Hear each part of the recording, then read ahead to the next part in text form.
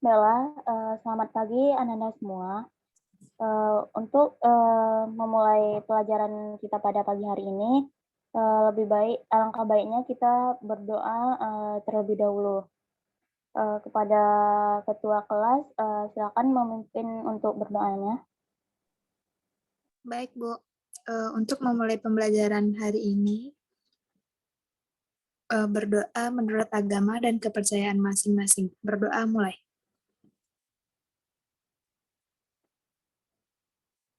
Berdoa selesai. Nah, baiklah, untuk selanjutnya, apakah ada yang tidak hadir pada pagi hari ini? Hadir semua, Bu. Baik, pada pagi ini kita akan membahas materi mengenai fluida statis.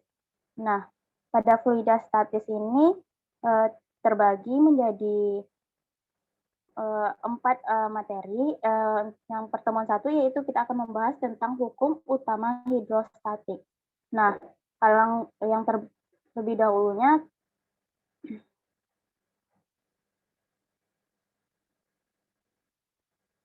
yaitu mengenai konsep fluida statik. Nah, fluida adalah zat yang dapat mengalir dan memberikan sedikit hambatan terhadap perubahan bentuk ketika ditekan. Fluida memiliki beberapa sifat, diantaranya adalah tidak menolak pada perubahan bentuk, memiliki kemampuan untuk mengalir, dan memiliki kemampuan untuk menempati suatu wadah atau ruang. Dari jenis-jenis zat yang telah diketahui yang dimiliki sifat fluida tersebut hanyalah zat cair dan gas.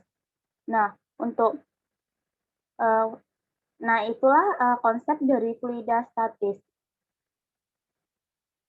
Dan ini adalah contoh gambar dari fluida statis. Contohnya lagi, air pada kolam renang, bak penampungan, gelas, dan botol merupakan beberapa contoh dari fluida statik.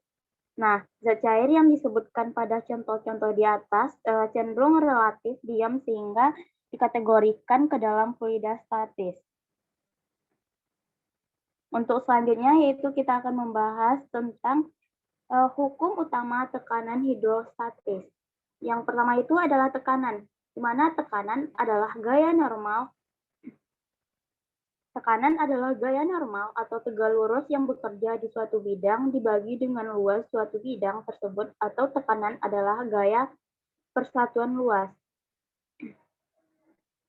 Jika dalam suatu bidang yang luasnya A diberi gaya F secara tegal lurus di bidang yang merata, tekanan dirumuskan sebagai berikut ini, yaitu tekanan sama dengan gaya tekanan dibagi dengan luas permukaan tekanan. Nah, untuk rumusnya bisa Ananda lihat pada PPT yang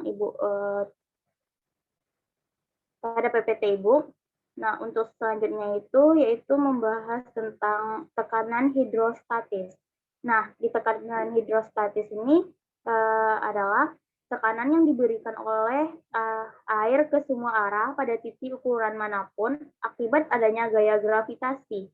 Tekanan hidrostatis akan meningkatkan seiring dengan bertambahnya kedalaman diukur dan permukaan air.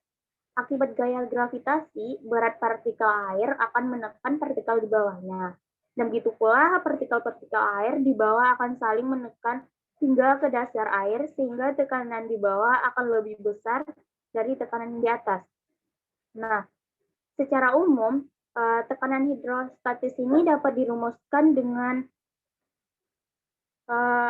tekanan hidrostatis sama dengan massa jenis cairan dikali percepatan gravitasi bumi dikali tinggi cairan. Nah, untuk rumusnya bisa Ananda lihat semua di PPT yang Ibu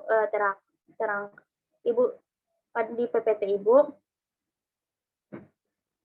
Nah, pada persamaan ini berlaku bila kita memperhitungkan adanya tekanan udara luar atau tekanan atmosfer yang pada keadaan tertentu dapat diabaikan.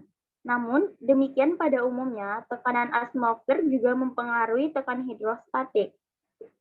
Ingat bahwa tekanan hidrostatik pada suatu titik ditimbulkan oleh gaya berat fluida yang berada di atas titik itu, yang berarti juga dipengaruhi oleh tekanan atmosfer. Besar tekanan hidrostatik dengan memperhitungkan adanya tekanan atmosfer secara matematis dapat ditulis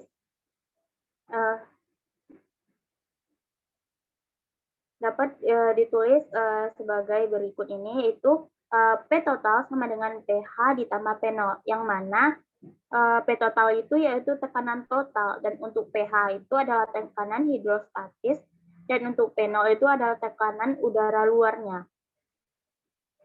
Yang selanjutnya yaitu mengenai tekanan utama hidrostatis. Nah, hukum utama hidrostatis menyatakan semua titik yang terletak pada satu bidang datar dalam satu jenis cairan memiliki tekanan yang sama. Nah, untuk rumusnya yaitu P1 sama dengan P2, di mana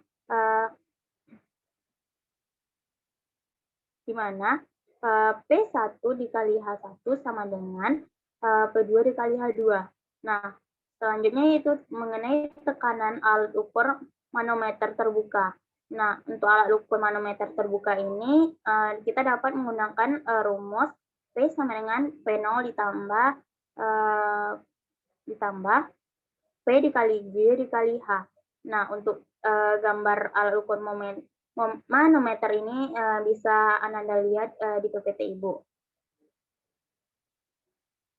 Untuk selanjutnya yaitu tekanan alat ukur barometer.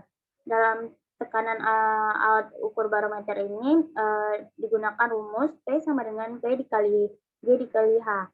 Nah, untuk gambarnya bisa Ananda lihat pada PPT Ibu.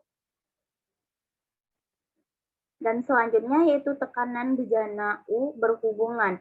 Nah, untuk rumus tekanan bejana U berhubungan ini yaitu P1 dikali H1 sama dengan P2 dikali H2, di mana untuk gambarnya itu bisa Anda lihat di PPT Ibu. Nah, setelah dari penjelasan materi yang Ibu jelaskan tadi, Ibu memberikan soal latihan, di mana soal latihan ini akan kita dibahas di WA Group saja, dan untuk jawabannya bisa Anda kirim melalui WA Group kelas.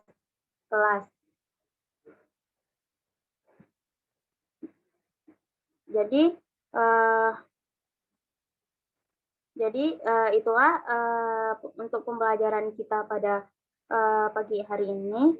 Apakah ada dari Ananda yang ingin bertanya?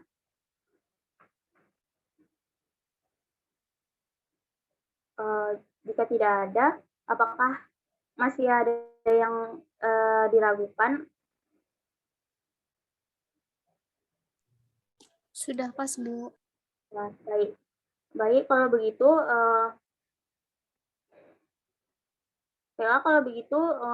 sekian untuk materi kita hari ini, dan bersiap-siap untuk materi kita selanjutnya, yaitu mengenai hukum Paskal.